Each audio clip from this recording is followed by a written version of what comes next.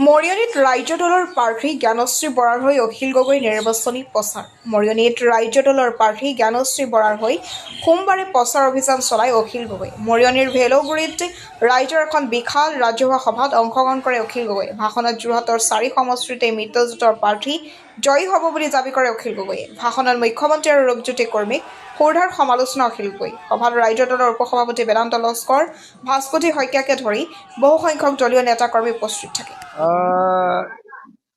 আমি গোটেই উজনি অসমখন যেতিয়া ঘূৰিলোঁ, গৌৰৱে ঘূৰিছিলে, মই ঘূৰিছিলোঁ, লুৰিনে ঘূৰিছিলে, সকলোবিলাকে ঘূৰাৰ পাছত আমি নিশ্চিন্ত হৈছোঁ যে এইবাৰ উজনি অসমৰ ৪৬টা বিধানসভা সমষ্টিৰ ভিতৰত বিজেপিয়ে ৫টাৰ পৰা ১৩টা চিট পোৱাৰ সম্ভাৱনা আছে। বাকী ৩৩টাৰ পৰা কিমানটা ওপৰলৈ আছে নাজানো। ৩৩টাৰ পৰা মিনিমাম ৩৩খন আসন আমাৰ বিৰোধী দলবিলাকে পোৱাৰ পূৰ্ণ সম্ভাৱনাই গা কৰি উঠিছে। মোটামুটি গোটেই উজনি অসমত তিনি গগৈক লৈ এটা চাঞ্চল্যৰ সৃষ্টি হৈছে আৰু মোটামুটি ধৰণে উজনি অসমখনত এইবাৰ বিজেপিক হৰুৱাই আমাৰ বিৰোধী দলবিলাকক শাসনলৈ আনিবৰ কাৰণে সম্পূৰ্ণ ব্যৱস্থা গ্ৰহণ কৰা হৈছে। গতিকে মই ভাবোঁ যে উজনি অসমৰ যদি 46 সমষ্টিৰ ভিতৰত যোৱাবাৰ অকল 5টা সমষ্টিত আমি বিৰোধী জিকিছিলোঁ, এইবাৰ বিজেপিয়ে 5খন আসন পাব, আমি বাকীখিনি আসন পাম। 33ৰ পৰা 41লৈকে আমাৰ বিৰোধী দলবিলাকে পোৱাৰ সম্ভাৱনা আছে। সেইকাৰণে আপোনালোকক মই নিশ্চয়তা দিব পাৰোঁ যে এইবাৰ 70ৰ পৰা 80খন আসন লৈ বিৰোধী দলৰ ঐক্য মঞ্চই এইবাৰ চৰকাৰ গঠন কৰিব আৰু আমাৰ গৌৰৱ গগৈ অসমৰ মুখ্যমন্ত্ৰী হ'ব।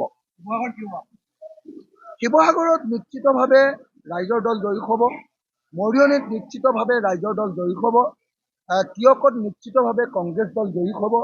যোৰহাটত নিশ্চিতভাৱে আপোনাৰ আমাৰ গৌৰৱ গগৈ জয়ী হ'ব। তিতাবৰত নিশ্চিতভাৱে কংগ্ৰেছ দল জয়ী হ'ব। মুঠতে মই আপোনালোকক এই যে আমাৰ যোৰহাট জিলাৰ কথাই যে ক'লোঁ, আনকি মাজুলীতো আমাৰ কংগ্ৰেছ দল জয়ী হ'ব। গতিকে যোৰহাট জিলাৰ আটাইকেইটা সমষ্টি এটাকে যদি চাওঁ, আমি মৰিয়নীত জয়ী হ'ব, তিতাবৰত জয়ী হ'ব, যোৰহাটত জয়ী হ'ব, মাজুলীত জয়ী হ'ব আৰু তিয়কত জয়ী হ'ব। এই 5টা সমষ্টিতে জয়ী হ'ব। গতিকে এইবাৰ আপোনালোকে খাটাং থাকিব পাৰে যে গৌৰৱ গগৈ মুখ্যমন্ত্ৰী হ'ব আৰু আমি সকলোৱে মিলি এইবাৰ এখন নতুন অসম, বৰ অসম, প্ৰগতিশীল অসম, উন্নয়নমূলক অসম, য'ত সাম্প্ৰদায়িকতা নাথাকিব, তেনেকুৱা এখন অসম বনাবৰ কাৰণে চেষ্টা কৰিম।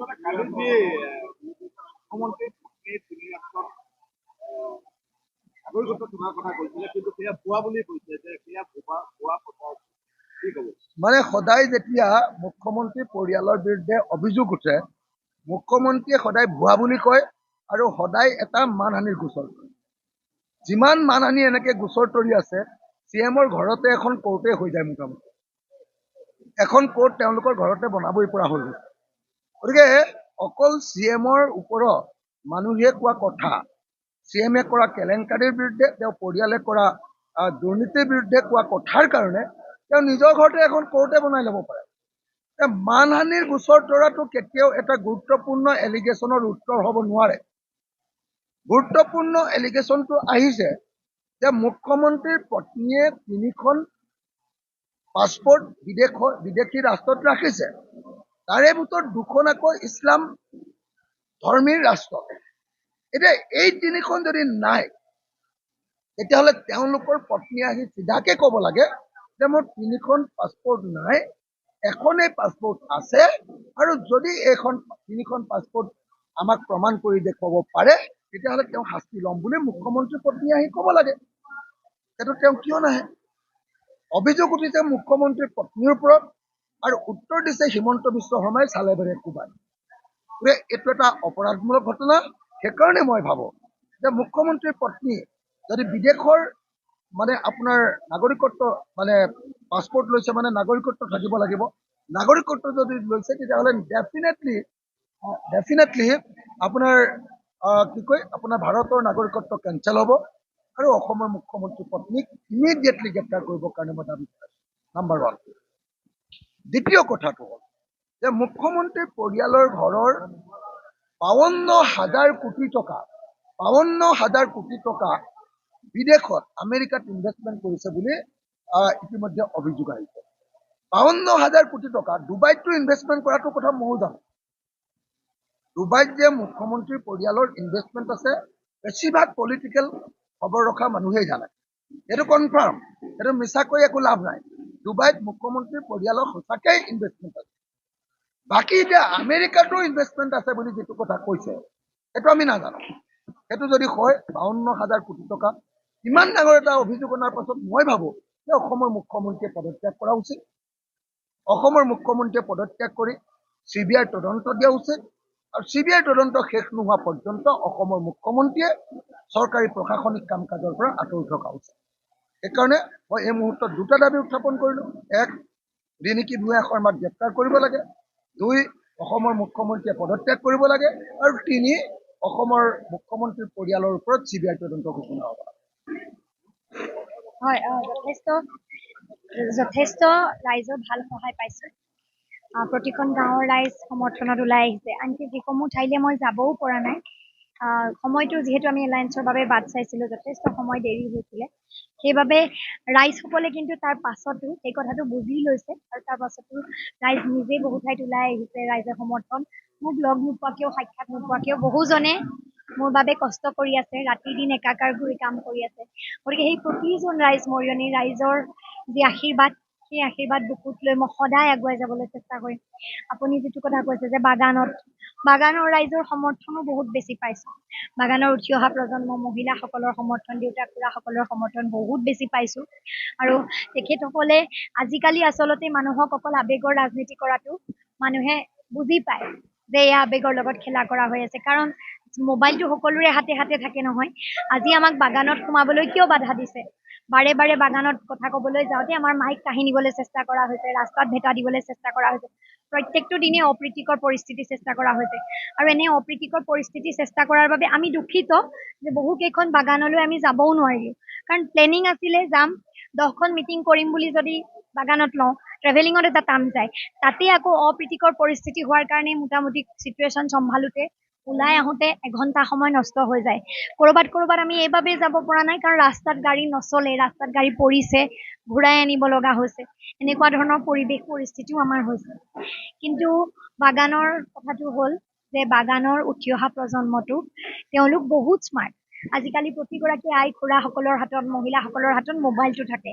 গতিকে বাগানৰ চাহ শ্ৰমিকসকলৰ যে আৱেগক লৈহে খেলা কৰা হ'ল, তেখেতসকলৰ মৌলিক জীৱনৰ সমস্যাবোৰৰ কথাবোৰ যে উত্থাপন নহ'ল, এইটো সকলোৱে বুজি পায়। বিগত সময়ত চাহ শ্ৰমিকসকলৰ দৈনিক মজুৰি বৃদ্ধিৰ প্ৰসংগত ৰূপজ্যোতি কুৰ্মী ডাঙৰীয়াৰ কোনো মাত নাই। 30 টকাত মানুহে কি খাবলৈ পায়? 30 টকা বঢ়াই দিছে মাত্ৰ। 250 টকাত 3 সাঁজ ভাত খাই মানুহ চলিব পাৰে নে কওকচোন?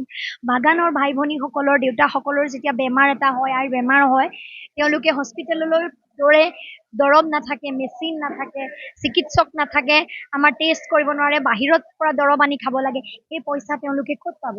প্ৰাইভেটত ট্ৰিটমেণ্ট তেওঁলোকে কেনেদৰে কৰিব? আজি বাগানসমূহত এনেকুৱা ৰাস্তা য'ত খোজ দিব নোৱাৰি। আমাৰ গাঁওসমূহত একেই অৱস্থা। যিটো পানী ইয়াৰ ৰাইজে খাই থাকিবলগীয়া হৈছে প্ৰান্তে প্ৰান্তে, সেইটো পানী জীৱ জন্তুৱে খোৱাৰো উপযোগী নহয়। মানুহৰ বহুত বেমাৰ হয়। গতিকে কেৱল আৱেগৰ ৰাজনীতি, কেৱল জাত পাত, জাতি ধৰ্মৰ ৰাজনীতি কৰি থকাৰ দিনবোৰ এতিয়া উকলিল। এতিয়া মৌলিক সমস্যাৰ কথা ক'ব লাগিব। মই যদি বাগানৰ চাহ শ্ৰমিকসকলৰ ওচৰলৈ গৈছোঁ, তেখেতসকলে যিখিনি দাবী কৰিছে, আজি তেখেতসকলৰ মজুৰি বৃদ্ধিৰ প্ৰসংগ মই গ'লে প্ৰথমতেই ক'ম যে 500 টকা হ'বলৈ, 500 টকাটো ঘৰ এখন নচলে। কিন্তু দাবীটোতো কৰিব লাগিব। তেখেতসকলৰ মাটিৰ পট্টা, সীমাৰ সমস্যাত যিসকল ভুক্তভোগী হৈ আছে, কালি আমাক নাগাজাংকাতে সোমাবলৈ নাই দিয়া। অথচ সেই নাগাজাংকাৰ ৰাইজ দীৰ্ঘদিন ধৰি সীমা সমস্যাত ভুক্তভোগী, হয়নে নহয়? তেখেতসকলে যেতিয়া ৰাতি শুব নোৱাৰে, সন্তানক বুকুত লৈ ৰাতি ভয় কৰে, তেতিয়া কিন্তু সেইকেইজন দাদাই নাগালেণ্ড সীমান্তত গৈ সুৰক্ষা দিবলৈ মাত মতা নাই। সেই নাগাজাংকাৰ ৰাইজে যিটো পানী খাব লগা হৈছে, ৰাস্তা ঘাট পথৰ যিটো অৱস্থা, মাটিৰ পট্টাৰ সমস্যা, হাতী মানুহৰ সংঘাতৰ সমস্যা, এইবোৰত কিন্তু সেই গুণ্ডা দাদা কেইজনে ৰক্ষা কৰিবলৈ যোৱা নাই। গতিকে বিধানসভাত যিটো দম দেখাব লাগে, সেই দমটো ৰাইজৰ ঘৰত দিছে। আমাৰ আজি মহিলাসকলক বাধ্য কৰি মিটিঙলৈ নিয়া হৈছেই, বাধ্য কৰি আকৌ বেলেগৰ মিটিঙলৈ নাযাবি বুলিও কোৱা হৈছে। গাঁৱে গাঁৱে মিটিঙলৈ মাতিলে মানুহক গৈ ভেৰুনীয়া গোন্ধাই দম দিয়ে। আজি বাগানৰ ঘৰসমূহত দম দি আহে। আমাকেই দম দিছে। গতিকে তেখেতসকলক কিমান বেয়া ব্যৱহাৰ কৰিছে বুজি পাওঁ। ভেটিত কঁপনি উঠিছে নিৰ্বাচনৰ আগতেই এনে দম, ভয় ভাবুকিৰ পৰিৱেশ। গতিকে নিৰ্বাচনৰ পাছত কি কৰিব সেয়া ৰাইজে সহজেই বুজিছে। তেখেতক মই সমালোচনা কৰিবলৈ বিচৰা নাছিল, কিন্তু তেখেত 5বাৰ গ'ল নহয়। 5বাৰত তেখেতে মৌলিক সমস্যা, শিক্ষা, স্বাস্থ্য, আমাৰ চিকিৎসালয়ৰ সমস্যা, আমাৰ শিক্ষা ব্যৱস্থাৰ কথাটো, সীমা সমস্যা, আমাৰ জলাশয়টো যেতিয়া অঞ্চলত খনন কৰিবলৈ লোৱা হৈছে, এই প্ৰসংগত তেখেতৰ ভূমিকা কি আছিল? তেখেতে আজি এইটো ক'ব লাগে নহয় যে বাগানৰ ভাই ভনীসকলৰ বাবে মই কি কৰিলোঁ। তাৰ উত্তৰটো নাই, কিন্তু তোমালোকক সোমাবলৈ নিদিওঁ। সেইটোহে উত্তৰ দিবলৈ আহিছে। আজি আমাক ক'ৰবাত আনকি নৰ্মেল গাঁওসমূহতো আমি কথা ক'বলৈ ল'লে বিজেপিৰ কোনো মানুহ উঠি আমাক অপমান কৰিছে। আমাক অপমান কৰা সকলক মই বুজিলোঁ, সেইদিনা চিন্তামণিগড় অঞ্চলত কৰিছে। মই ওলোটাই এইটোৱে সুধিছোঁ যে জলাশয়টো খনন কৰিবৰ সময়ত তেখেতসকল ক'ত আছিল? যেতিয়া বুলডোজাৰখনৰ আগত বহি দিব লাগিছিল, আজি যে মাত মাতিবলৈ মানুহ গ'লে বেয়া পায়। গতিকে ৰাইজৰ মৌলিক সমস্যাবোৰ সমাধান কৰাৰ অঞ্চলত কালি আমি চিন্তামণিগড়ৰ সমগ্ৰ যুৱ সমাজ, সমগ্ৰ ৰাইজ আমাৰ লগত ওলাই আহিছে।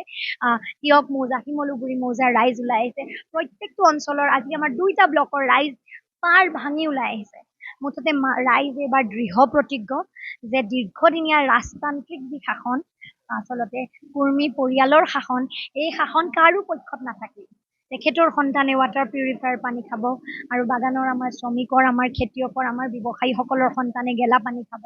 এইটোতো নহ'ব নহয়। তেখেতৰ সন্তান বাহিৰত প্ৰাইভেটত পঢ়িব, ট্ৰিটমেণ্ট কৰিব লগা হ'লে বাহিৰলৈ নিব, আৰু আমাৰ প্ৰসূতি মহিলাগৰাকীয়ে মাটিত বিচনা পাৰি মাটিত বেডশ্বীট পাৰি সন্তান জন্ম দিব। এম্বুলেন্সৰ বাবে দৌৰি তেওঁলোকে আচলতে যাব, এম্বুলেন্সখন নাহিব। গৈ হস্পিটেলত আমাৰ মানুহবোৰ চিকিৎসাৰ অভাৱত মৰিব। ৰাস্তাত খোজটো দিওঁতে ল'ৰা ছোৱালী স্কুল পাবলৈ ভয় লগা, মানুহ বজাৰ পাবলৈ ভয় লগা অৱস্থা হ'ব। আৰু তাৰ পাছত নিৰ্বাচনৰ সময়ত কি কৰিলোঁ তাৰ হিচাপ দিব নোৱাৰি। আনে গণতান্ত্ৰিক অধিকাৰখিনি আনৰ খৰ্ব কৰিব, মাত মাতিবলৈ যোৱা অধিকাৰখিনি খৰ্ব কৰিব, আৰু আমাক দাবী ধমকি দি মাত্ৰ কণ্ঠাহিব, বাট ভেটা দিব। এয়া ৰাজনীতি নেকি? ৰাজনীতিত জনপ্ৰতিনিধিজনৰ মৌলিক কৰ্তব্য বিধানসভাত ৰাইজক প্ৰতিনিধিত্ব কৰা, ৰাইজৰ মনৰ কথাবোৰ কোৱা, ৰাইজক ঘৰে ঘৰে গৈ দম দিয়া, ভাবুকি দিয়া, দাদাগিৰি কৰাটোতো জনপ্ৰতিনিধিৰ কৰ্তব্য নহয়। আমি অন্তত জনপ্ৰতিনিধি হিচাপে ৰাইজৰ কণ্ঠ হৈহে মাত মাতিব বিচাৰোঁ। ধন্যবাদ। মৰিয়নিৰ পৰা সূৰ্য দাসৰ ৰিপৰ্ট, NX প্ৰেছ।